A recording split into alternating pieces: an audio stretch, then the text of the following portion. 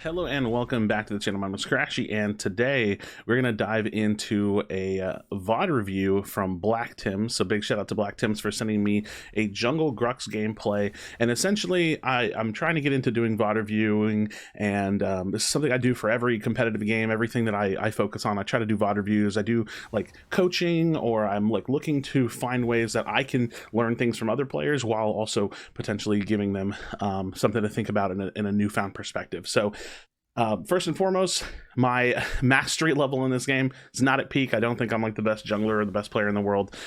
So everything I might say comes from some perspective, comes from the way that I like to look at the game. And so I'm going to give some of my thoughts and we'll go from there. So first and foremost, Tim's starting off with Grux Jungle with Marksman Crest. I think that's interesting. I don't think it's probably the best decision, because I think that two of the crests in the fighter crest, warrior crest, whatever it's called, are really good for Grux, that being Ice Scorn Talons and Brutal Axe. So I'm not sure where we're going to go with this, but I'm interested to see.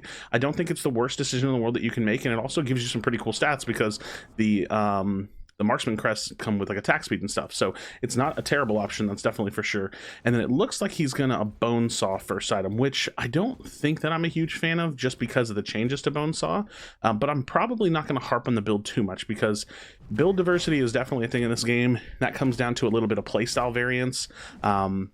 So like how you actually want to play the hero, and also just comes down to like what your team comp is. So I think like if you look at their team, they don't have the strongest of front lines, and so building a bone saw first is probably not the best thing in the world, but probably not the worst thing in the world either. Okay, so first gripe so far, I guess I could say, is the early hunt. You could argue that you could put it on cooldown faster and then you'll have it, and I totally agree with that, but you also might get invaded, and if you're not looking around, you never know, you might run into okay, I need to pause. You might run into someone that steals your red buff. Okay, so a couple things already. Level 2, going straight for like a vertical jungle, I think it's totally fine, but there's a couple things that you did that I'm not a huge fan of. If you're gonna vertical jungle with Grux, I would recommend taking your E, because you don't have an escape route other than, like an escape option other than your blink, and so that gives you just a little bit more mobility. So if they do see you, if you do have someone collapse on you, you have at least a couple of mobility options. And it's not like the Q is like super good for clearing camps or anything anyways, so I would recommend taking the E level 2. Also, this sweeper, I think that this is a good sweeper, but let's take it back just a little bit, and I'm going to tell you where I would have started the sweep at. So you finish the camp, and if you're going for a vertical jungle, start the sweep right now. So now you cover this area, all this river that could have been pre-warded, like level 1 warded, you know, like at the 1 minute timer or something, and they might already know you're here, and they could be like starting to pinch in on you right now. But actually that sweeper will extend all the way to the blue as well, so you'll actually see if that blue is warded. So going over here to do the jungle, I think this is fine. Using the smite here, I think, is okay, but it doesn't guarantee you the blue. So I would maybe recommend guaranteeing the blue, and it looks like the enemy jungler went into the duo lane. So you're totally fine. You know that you can vertical jungle just fine. I think maybe a little bit more kiting, because you're taking quite a bit of damage just from not kiting as much. It kind of looks like you're taking like kind of like a simple or like a lazy approach to jungling, where you're just kind of like kiting it towards the edge, but you're taking a lot of extra damage doing this. And since you're here, you might as well just take that camp, honestly. That's your level 3, it's denial. You may be getting vertical jungled right now. I think there's no reason not to just go ahead and take that extra 3rd camp and just to wipe it off the field. I think you griefed the 1st camp, which is fine. Like, you left like one of the minions up, that's totally fine, I'm cool with that. But yeah, so I'd say so far, just a little bit more kiting. Yeah, this is good. This is good, because you're like consciously kiting this out and you know, reducing your incoming damage. All right, so level 3, you take another point in your right click, which could be a misclick, or you might just know that you don't feel like ganking and you're gonna just go for like a farm heavy play style, which I think is fine, right? Like being like a clearing jungler or a farming jungler that does like full clears into ganks is totally fine. But like, let's see what you do with that. So, because without your E, you're not gonna have much of a gank presence. So you're just going to keep farming. You're kind of setting up your shop. I like that. I do like that. And honestly, since you are building the Bone Rush first, that Marksman Crest probably helps out a pretty decent amount, because Warrior Crest would probably give you a little bit of a slower clear. Yeah, this is good. Good kiting. Take a point in that E now. Yeah, there we go. Okay, cool. So you did get vertical jungled on the blue, and 2 camps, so that's not bad. I do like this sweeper because this is a common ward spot right here, this little alleyway. Duo-side alleyway going into river. Okay. So maybe not the best value, but it'd be like that sometimes. It do be like that sometimes. Nice little ping. I think you could also do like a direct ping just to ping the actual model. You knock up. Okay, so she's gonna Q. You're kind of, yeah, this is just an unfortunate gank for you. Okay. Yeah, honestly think pushing this in is probably the right call because she has to back up anyways. And let's see, do you linger for the river buff or do you go straight into the duo? I think this looks like a good opportunity to get to duo if they can live. Maybe you can turn it around. Oh, see, this doesn't, see, this is turning into a scenario where I'm not sure you're actually going to be able to get much out of it. So now running into him has become a little bit poor. I don't know why this guy's trying to box you so much. Oh, with them showing up, that is still just so much damage. Okay, it's a force flash. So this is just a lot of wasted time. Oh, not a kill too. Okay, good. This is pretty greedy. This is pretty greedy, but I kind of respect it. I do this sometimes too. Okay, so I think that, like, I think just trying to assess the opportunity cost of actually showing up in that duo lane once you saw the Rev die. Like, maybe if you were a little closer, you could keep the Richter's health bar as like a relevant variable to kind of like play off of and actually like turn that fight around 2v2. But since you were just so far, I just don't think there was much there. You could have stayed for the river buff. You could have just came into your blue side jungle. You could have ganked him at the fog wall when your carry got back. I think there was just better options other than like being forced to use your blink and like forcing a fight that didn't really get us anything, and then just simply the time too. So just being a little bit more conscious of like the opportunity cost of like, hey, I want to go there, I want to show up, but okay, I would have pinged there. I think more of your like normal ping, just like doom doom doom doom, you know what I mean, just to let your laner know, hey, look, the Shinbi was right here. You do see her back, so that's good. And she like vertical jungled you just a little bit. She invaded your red side, whatever, no big deal. Annoying Grux jump. It's okay, we all fail that jump sometimes. I do think maybe just going ahead and getting it would have been nice though, because then you'd have your 6. I would consider that maybe. I think what I'm saying is like maybe just like trying to think a little bit ahead with your jungling. Like you're not doing a bad job, but I want you to be like a little bit more forward thinking, right? Like, okay, you know, where's my hunt at? Like, do you want to go ahead and rush like farm for your hunt? You know, now that I have my 6, like just things like that. Nice. Insta. You have good CC here. Pull in. Very nice. Whoever gets kills, fine. Very good. Very good. You can tax the lane a little bit just to get something for yourself. I think that's fine. That's nice. All of that is nice. All right. So now one thing I think I want to see. So this Fangtooth call, I think if you do this would be interesting. Main reason why is you're trying to get her to go help you. Your duo's on gold. I really hope you don't do this. Okay, with the Fae coming, it may not be that bad. But you don't have a lot of sustain, and you're playing for the double hunt. This is probably going to work out, but I don't know if I like the call. And mainly just from like the positioning of your duo lane, but also because of the speed of the call. So let's go back here. It works out, and this will happen, and that's good. But I want to look at when we made the call, right? Okay, we get the pick. I want you to be intentional with everything you do. Okay, let's watch the time when you get the pick. 7:23. Look at the time. We're farming. We're going back in for the river buff. It's been over 10 seconds. Now we want Fangtooth, right? I just think that you can capitalize on that window of opportunity faster, and that might keep you out of situations where you get collapsed on, right? You had to convince him. It's been 30 seconds since the pick. You know what I mean? So realistically, after that pick and after them coming back, their whole team could be collapsing on you right now. So again, I'm glad that it worked out, and having the aggressive like mindset to try to get one of these Fangtooth early is good, but I think that it may have been an opportunity for a faster call and for like a faster window here. All right, here's what I want to see you do. I think I want to see you full clear your blue side into a back. Let's see what you decide to do. Because I think you have an opportunity where your red side jungle's coming up. You just wiped a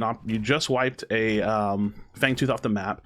So what you should be trying to do is either continue your farming to work towards your hunt, looking for solid ganks, right? Like paying attention to the lanes that need ganks, and or just farming, right? And or just making yourself stronger. So you're already low, so we know you need to kind of back anyways. So we'll see what you decide to do. And I'm curious what crest you're going to take. I'm assuming it's going to be Liberator, because that's probably the only thing I take whenever I jungle if I decide to take a Marksman crest.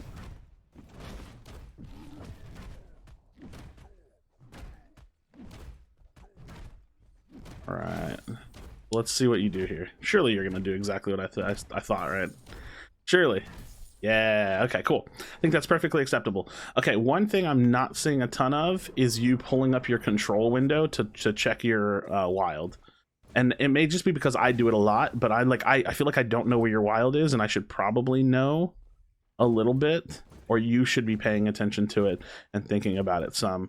Keep in mind, you know, there's not like a visual tell to know when you're looking at that, other than when you just press control, but I don't think I've seen you press control, so just something to think about. All right, finishing your camp. I do like the quick calls. Like you already have some like calls that you're like comfortable with. Oh, that sucks. I think the best thing you can do is just wipe out that sword, right? So since you can't gank this now, the best thing you do is you just wipe out that ward and you keep on moving. Yeah. Just kill the opportunity for him to get value off that ward at minimum. All right, so we have a bone saw, so we're reasonably strong. Like I said, I'm not a huge fan of the bone saw start, but I don't think there's anything wrong with it. I don't think there's anything wrong with it per se. He might not have a ward here. Nice. I like that you decided to sweep this, and then you can walk into your sweep. Now here's the thing. If you stepped on a ward here, you go in because you gank it, right?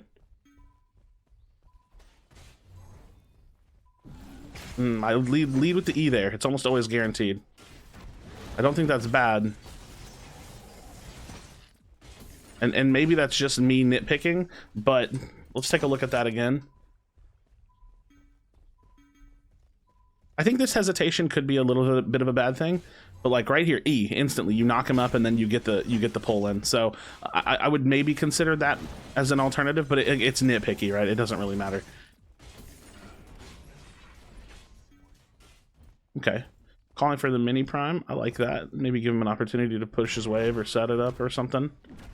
This is gonna hurt though. Trying to do this mini prime without help is definitely gonna hurt with first item bone saw. You're paying attention to the mechanics well. Sadly, she's here. Y'all have an opportunity. Oh, it's Stark. You have an opportunity to fight. Ooh, now you don't. You have to just run. You have to full run. I don't think you can turn and help. I would be spamming retreat pings right now. You cannot help this. And if you stay, you die. Yeah, you might still just die here anyways. Yeah, I think that this just has to be like probably a better read on the fight. If it was just 1v1 and you actually landed the E, you probably kill her. But I think when you see the Countess pull up, right, you have to just leave because the Countess is burst, right, and you're already low, and it's like you Fang Mao, but the health is just like in their favor. So she comes in and you make a quick reaction to step away. This is fine because y'all can 2v1 right here. It's like, nope, I'm out here. I start spamming retreat ping, boom, boom, boom. You know what I mean? Because y'all just can't fight this anymore. And realistically, because it split off into two 1v1s, you almost beat her. If you hit her with the E here, you probably beat her.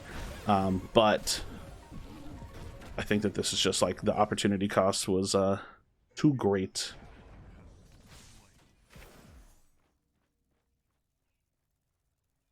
All right. So you're down, no biggie. Again, I'm not going to nitpick the build too much because there's so many build options you can take with a character like Grux, so I don't really care that much. I do want to know what your wild hunt is at. Because I know you don't have it. but I have no idea where you're at. Okay, a little bit of counter building some of the magic damage. That's fine. They're like 4/5 magic damage if you count Narbash, obviously. So that's totally fine.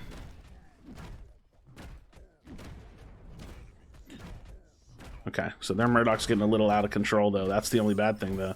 You can counter build some magic armor, but the Murdoc's the one that's getting kind of fed. A little bit of an early sweeper, I think. You're not going to get much value out of those like first couple seconds of it. So sweeping here is fine. I think you might be falling into the trap of like ganking a ton. Okay, this is good, but I think she's ultimately just going to be able to walk away. You don't really have like a wait, never mind. No, never mind. Okay, I was gonna say you don't really have a ton of damage, but yeah, you can carry that into towers. Okay, that's good. That's a good kill. Good solo kill. We take those. All right, you go for your crest. I would maybe say wait for the river buff. You might as well. It's like right there. And like I said, I assumed you'd take Liberator, so that's fine. Nice quick buy. I like that. I like the quick buy. So you have a lot of jungle options. You also have Wild Hunt, which I'm not sure when you got. I just now realized you have it, but I feel like we should pay attention to it a little bit more. Think about it a little bit more intently. But with you having Wild Hunt, honestly, and you already have like some decent items, if this isn't bringing into a fight, and with the carry's health bar right there, I would just start it. So you saw the carry half health, you know that there's an opportunity to do this. So yeah, I just do this now, for sure. No. Stay on it. Stay on it. Yeah, stay on it. Let them play that game.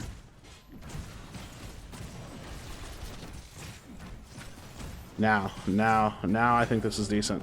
That's where it becomes decent. Fight it. Nice. Nice. Oh, I wish you would have held that just a second longer. You have your Liberator. I like that you're playing your time. You're playing your angles and you're playing your life. That's good. Obviously anybody can watch their own footage back and see that they messed up a crest. It happens to literally all of us. Unfortunate. I could nitpick that by saying you should have queued instantly instead of just swinging like a couple extra seconds, because it gave him the opportunity to thunk you, but you were going to die to the Murdoch anyways. So we'll take a look back at that really quickly, because why not? So right here, melee into a Q keeps him from thunking you. It doesn't keep you from dying, though. So I don't really think it matters, but... and he dies anyway, so you can assist for it. So just kind of an unlucky death. I will say, I think Tectonic Mallet is an interesting decision. I'm not a huge fan of the item, but like I said, I don't want to talk too much about build. For the sake of saying, I would probably... prefer Absolution or Legacy over something like Tectonic Mallet, but maybe there's more value in Tectonic Mallet than I'm giving it credit for. But 2/2/2, not a bad game for a bruiser, truthfully. You know, you're doing what you need to do, and you have lots of jungle up, so there's definitely plenty to farm. Plenty to farm.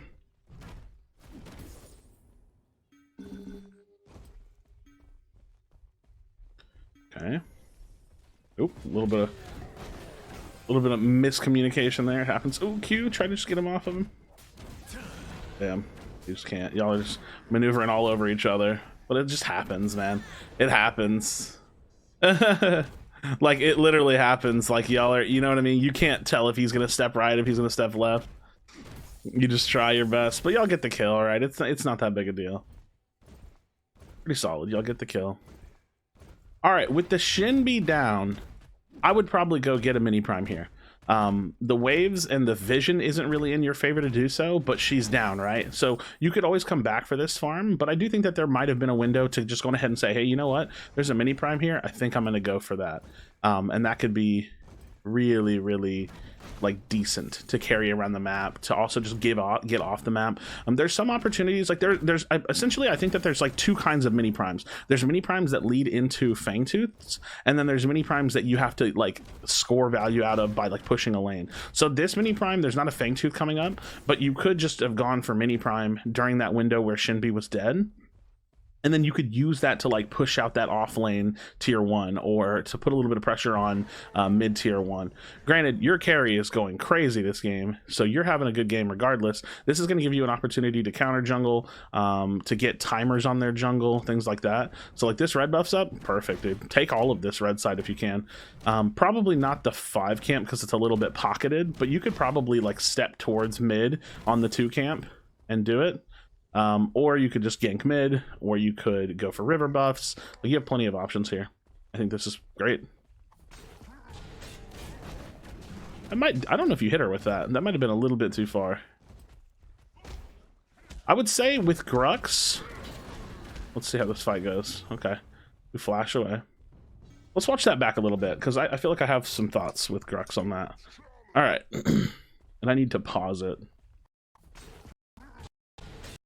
I don't think you stunned her. Okay, so with Grux, you always want to be body to body with ult. Obviously that's like super idealistic, because as soon as you ult, you want to go crazy, right? So you don't want to have to worry about getting to them when your ult is on, because you want to get as much damage as possible. So many of my fights on Grux, I'm either flashing into the fight because it's instantaneous, really hard for them to react to, or I E into the fight. If I know the Q is guaranteed, sure, I'll take it. But a lot of the times, my Grux fight is like EQ or E ult, flash ult, EQ ult, something of that nature, where you're pulling them into you, you're getting them in, you're surrounding yourself with them, and then you pop the ult. So, like I said, I think be a little bit more intentional to play around that ult specifically. Will give you more value out of that, because you essentially miss the stun here, and then it kind of gets you just in like a weird position where you maybe could have killed her, but hard to say. All right, so we get a flash out. Not the worst thing in the world, right? Not the worst thing in the world, and there's really not a ton to do. So if I'm you, I just like clear, go by, right? Your team's strong. That's the beauty of having your team be ahead. You don't have to like worry about them so much. Oh, you're changing to Mesmer. Okay. How do I feel about the Mesmer pickup? I'm still just not a huge fan of it. I think that there are better bruiser-like options for Grux or magic armor, I think.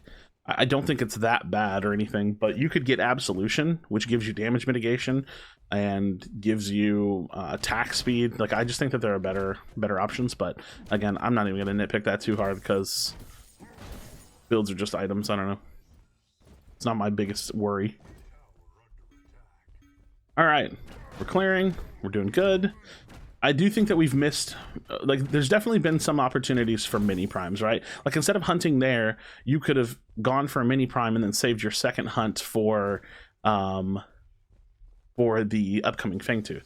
I do like this. Nice. Mesmer gets you out of that. That's really interesting. That's super fast. Lots of people here, so going ahead and backing out of this. Okay. We're going to see how this plays out, but I'm not sure I'm a huge fan of this ultimate, just because all this ultimate does is get you a kill. But it doesn't score you anything. But she used her ultimate, so now it's kind of fine. That ultimate, if you instantly go for mini prime, I think it's good. That ultimate, because you got the kill and the timing happens to be right, you can go for Fangtooth. That's also good. But you also could have just walked away from that and gone to Fangtooth too. I don't think it matters, to be honest. I think I'm just being nitpicky and looking at the potential. With your teammates super pushed up and them two down, you just rip this, yeah. Oh my gosh, what is that build? What is that build?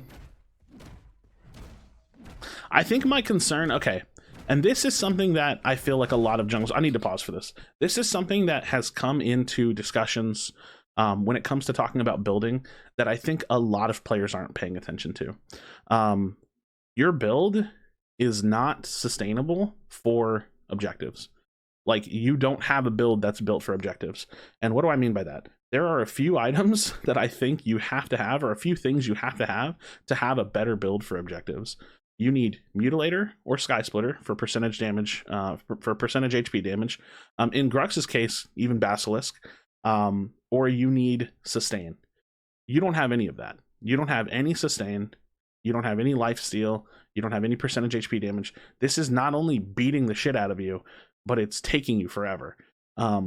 So when it comes to building junglers, specifically bruisers, like you have to look at the options that are going to not only make you strong as like a fighter in team fights, but are going to make you strong and have presence and have better windows of opportunities on objectives. So when I play Grux, I'm still running like a Kingsbane Bonesaw build. Granted, the Bonesaw doesn't bring any sustain, but it does bring a ton of health, which is builds that foundation for being tankier, getting good passives, and getting good stats that you want, where the Kingsbane brings me a lot of sustain. So with something like Chimera, I'm still leaning toward Muty Sky Splitter, where I'm shredding the objective really fast. With Grux, I don't shred it quite as fast, but I can sustain off of it, and I can make that window of opportunity not quite as fast, but I can make it more sustainable, literally, in terms of my health bar. What we're seeing you do right here is, it's gonna work. It's fine, but it's not optimal, I don't think. I don't think, at least from my perspective, because you're just getting your ass beat, right? Like you're level 12 getting your ass beat by a Fangtooth, and that sucks, right? Like I think that could be avoided. Citadel, I'm not a huge fan of, but I do like the item. I just think that there might be better anti-armor options for Grux, or not even anti-armor options. I think that there are better armor options for Grux. I think Draconum is a phenomenal item for Grux. If you get a kill, it spikes your healing, gives you an attack speed stem, makes you heal more, which you don't really have a ton of healing because you don't have like much of like lifesteal or anything. But Draconum is like a really, really good option for most fighters, I think. All right, so we got Big Prime up, and this is where the game gets a lot more open, and you can start deciding what you want to do. Turn and look at your Fang. Turn and look and see what's going on. Okay, cool. I wasn't sure if you like noticed all of that. Yeah, I'm still just not a fan of your engages. That one actually like worked fine, and you're probably still gonna kill here, but I'm just not a huge fan of the engages, I don't think.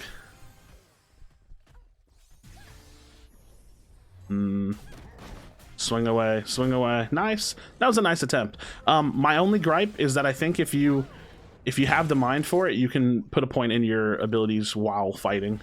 I think that's like, it's a minor min-max, but it is definitely something you can learn to do that could make a difference, right? It's one of those things that we're talking about, slight differences.